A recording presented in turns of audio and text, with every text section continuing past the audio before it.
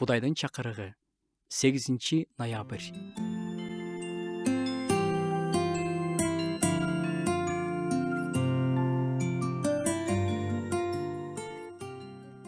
Ар бирибиз күнүгө чечим чыгарабыз, тандайбыз.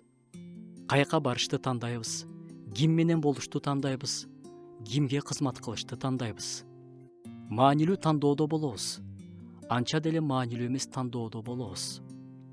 Маанилүүнүн маанилүүсү болгон тандоо бул Кудайга кызмат кылам деген тандоо. Жашия өз убагында мындай тандоо кылып, өзү баштап бараткан элге мындай деген: эгерде Кудайга кызмат кылгыңар келбесе, анда азыр кимге кызмат кылууну тандап алгыла. Мен жана менин үй бүлөм болсо Теңирге кызмат кылабыз.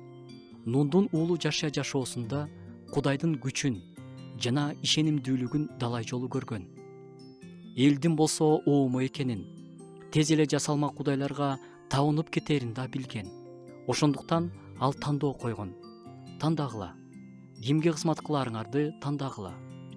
Аларга өзүнүн чечимин, тандоосун таңуулаган эмес, болгону үлгү болгон. Машаякчы адат боюнча эле же элдин агымы менен эле Кудайга кызмат кылбаганы жакшы. Жашия өзүнүн тандоосу үй бүлөгө да таасир этерин билген.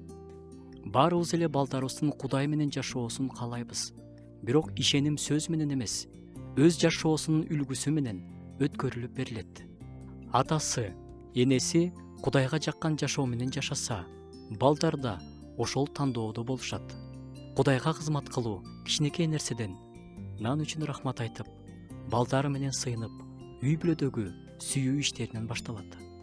Андан ары жумушта чынчыл болууда, мамилелерде сүйүү көрсөтүүдө, кыйын учурларда Кудайга ишенип тапшырууда.